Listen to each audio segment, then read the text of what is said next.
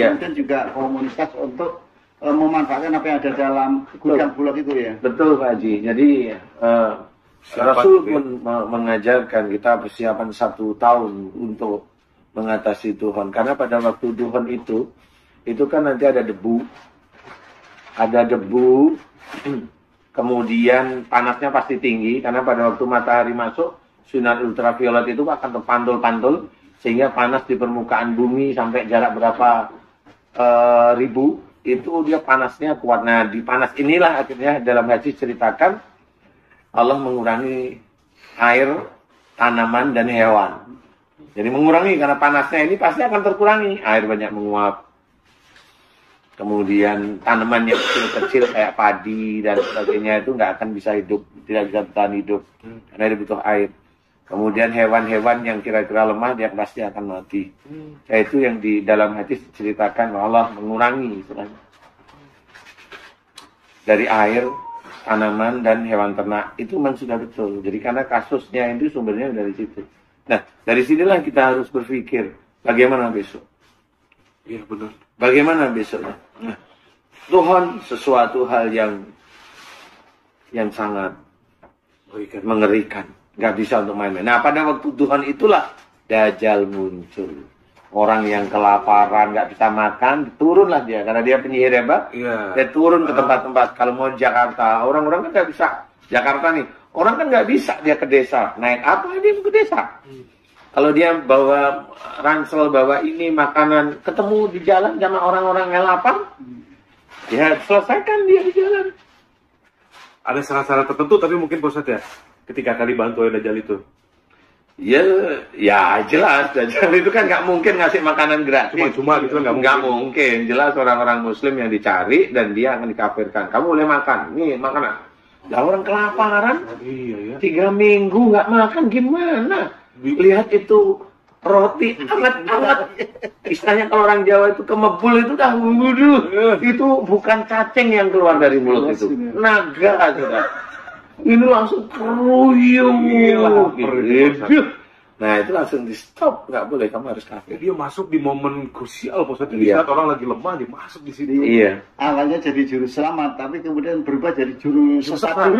Iya, betul. Nah itulah yang kita takutkan sebenarnya. Jadi orang-orang yang dia itu menyombongkan hartanya, selesai dari situ. Orang yang menyombongkan duniawinya, selesai dia di situ. Nah, Ustaz, ini Dajjal itu datang ketika manusia dalam kondisi terlemah gitu ya.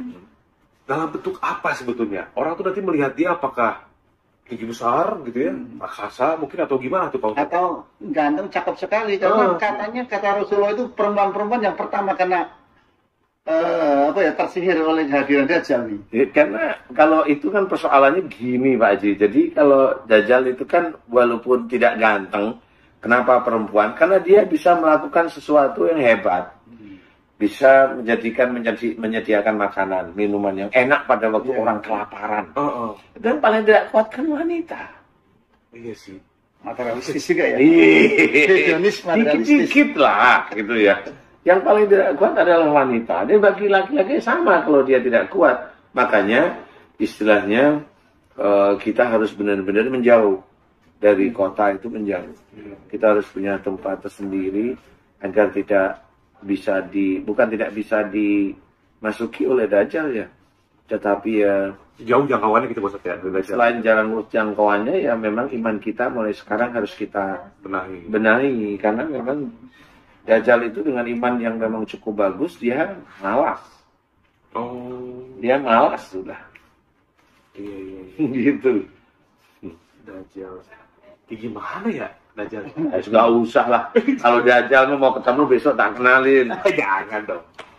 Kalau saya kita lihat kita dengar katanya bermata satu itu orang. Iya, satu. Insya Allah kayak seperti itu memang dari hadis yang seperti itu. Jadi ya kita hati-hati, makanya kita benahi iman kita. Jadi acara siraman kalbu itu sebenarnya acara tauhid. Bagaimana kita itu membantu seseorang dengan doa kepada Allah. Tidak ada media sama sekali. Doanya hanya kepada Allah Ta'ala. Itu tauhid. Jadi nggak main-main sebenarnya. Di acara itu bukan pengobatan. Itu tauhid sebenarnya. Pengobatan itu bonus aja. Kalau seseorang yang memang tauhidnya bagus, bisa kok dia sendiri doa sendiri, dibantu sendiri. Kan Mas Bobi juga pernah sering melihat kalau dia doa seperti ini loh, kok sembuh sendiri. Ya memang begitu. Iya. Kan gitu, jadi nggak main-main, dia sendiri bisa. Cuma memang untuk menyusun doanya memang perlu pemahaman. Ya, yang gini itu sakit seperti ini, itu bagaimana doanya? Pemahaman, keyakinan yang subhanallah itu Ustaz ya. Iya, tauhid yang kuat pada Allah. Karena Ya. di sini saya belajar tuh dari hal yang terkecil gitu Pak Ustaz. Mendekatkan diri kepada Allah dari mulai kita mengucap bismillah gitu ya. Apakah betul itu murni karena Allah atau memang hanya sekedar di mulut gitu ya. Itu kan dari hal seperti itu. Mudah-mudahan berkah Pak Ustaz ya. Iya, nanti kita sambung lah Tuhan. Nanti kita sambung. Ini sebenarnya masih panjang nih ya. Ciri-ciri sebelum dukhon datang belum nanti Pak Ustaz ceritain. Kemudian bagaimana cara kita menyikapi lebih dalam lagi tentang datangnya dukhon, nanti akan kita bahas di video selanjutnya. Ya Pak Ustaz, terima kasih. Mudah-mudahan berkah. Kemudian pemirsa lagi teman-teman aja lah, bukan di TV aja. Mudah-mudahan jadi manfaat, meningkatkan iman takwa kita kepada Allah Subhanahu Wa Taala ya. Sebelum Pak Ustaz Tanu dan semua tim di sini pamit. Assalamualaikum warahmatullahi wabarakatuh.